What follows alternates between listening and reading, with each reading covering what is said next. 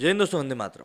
हर एक मूवी में कभी कभी ऐसा होता है, मतलब जो कुछ एक अच्छी मूवीज़ निकल कर आ जाती हैं उन मूवीज़ में ऐसा होता है कि एक कैरेक्टर होता है जिसको कि जानने की जो जिज्ञासा रहती है ना, वो बहुत सारी मतलब बढ़ जाती है। जैसे अगर आप लोगों ने देखा हो, ब्रेकिंग बैड देखा हो आपने, तो उसमें एक सॉल करके एक वकील था। उस वकील को लेकर इतनी ज़्यादा हाइप क्रिएट हो गई थी कि उसके ऊपर बेटर कॉल सॉल करके एक और वेब सीरीज़ बनाई गई थी। और ठीक ऐसा ही अभी अभी हमने इंडियन वेब सीरीज़ जो होती हैं उनमें भी देखा।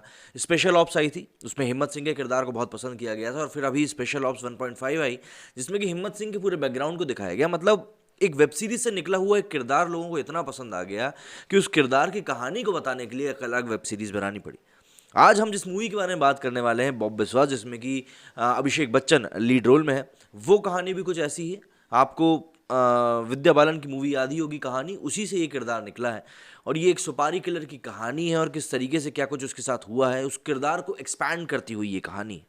आपने विद्या बालन स्टारर फिल्म कहानी 2012 में देखी है तो बॉब बिस्वास को आप भूल नहीं सकते।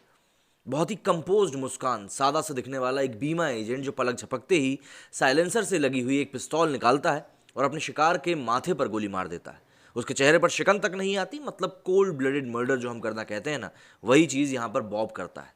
बॉब कहता है, क्लाइंट और मौत कभी भी बुला सकती है। Z5 पर रिलीज हुई फिल्म बॉब बिस्वास की कहानी है। फिल्म कहानी में बॉब जितना भी दिखाता है उसके पीछे की कहानी, कौन है बॉब, क्या है उसका अतीत, उसका परिवार, उसके दोस्त, उसके दुश्मन, सभी कुछ इस मूवी में बताया गया है। कहानी के लेखक निर्देशक सुजॉय घोष ने बॉब बिस्वास लिखी है, लेकिन निर्देशक उनकी बेटी दिया अन्नपूर्णा घोष ने किया है। बतौर निर्देशक दिया की यह फिल्म है जिसे शाहरुख खान की रेड चिलीज ने प्रोड्यूस किया है। इस फिल्म से बॉलीवुड में एक और एक्टर किड समारा तिजोरी ने डेब्यू किया है। वो दीपक तिजोरी की बेटी है। अमिताभ बच्चन और जया बच्चन के बेटे अभिषेक बच्चन बॉब बिस्वास के रोल में नजर आ रहे हैं। फिल्म कहानी में बॉब बिस्वास की भूमिका निभाने वाले बांग्ला अभिनेता स्वाति चटर्जी ने निभाई थी। कहानी में बॉब बिस्वास ने अपने अंदाज से दर्शकों का ध्यान खींचा था। मतलब उस पूरी मूवी में उनका रोल तो बहुत छोटा सा था, लेकिन उनको बहुत ज़बरदस्त लोकप्रियता मिली थी। मतलब उस कैरेक्टर को बहुत लोकप्रियता मिली थी।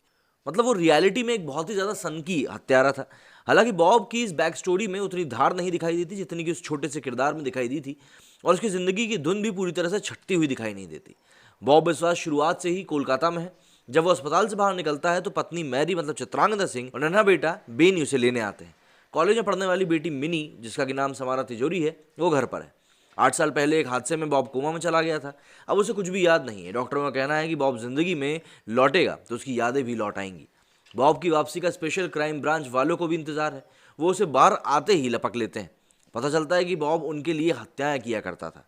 एक बार फिर से क्राइम ब्रांच के लोग उसे पहले की तरह इस्तेमाल करते हैं, महानगर में ब्लू नाम के नशीली ड्रग्स का कारोबार करने वालों के सफाई के लिए। यहाँ से कुछ ऐसे पेंच फंसते हैं जिनमें बॉब की जिंदगी उलझती चली जाती है। बॉब के सामने अनसुलझे सवाल पैदा होते कि क्यों उसने पहले लोगों को मारा, कितनों को मारा, मरने वाले कौन थे, उन्हें मारने से आखिर उसको क्या हासिल हुआ, वो क्या जान पाएगा कि वो क्यों इतनी हत्याएं करता था। मगर इन सवालों को छोड़कर बॉब परिवार के साथ सुखी जीवन जीना चाहता है।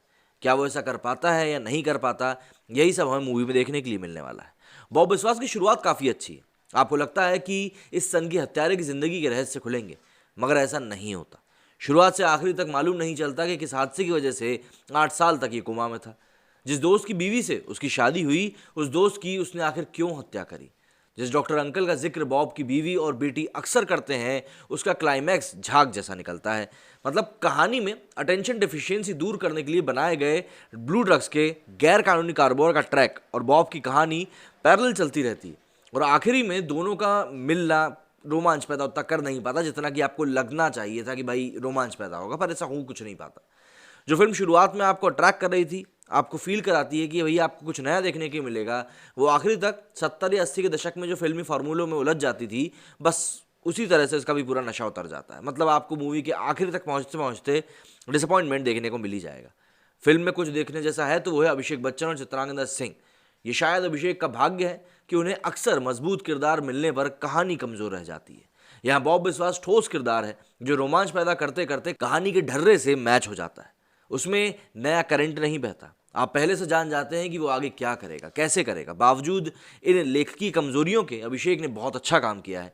प्रोस्थेटिक्स की बात करें, मेकअप की बात करें, हेयर स्टाइल की बात करें, तो इन सभी ने अभिषेक के किरदार को एक अलग लेवल दिया है। चित्रांगदा अपनी पहली मूवी हजारों ख्वाहिशों की तरह काफ़ी खूबसूरत दिखी हैं।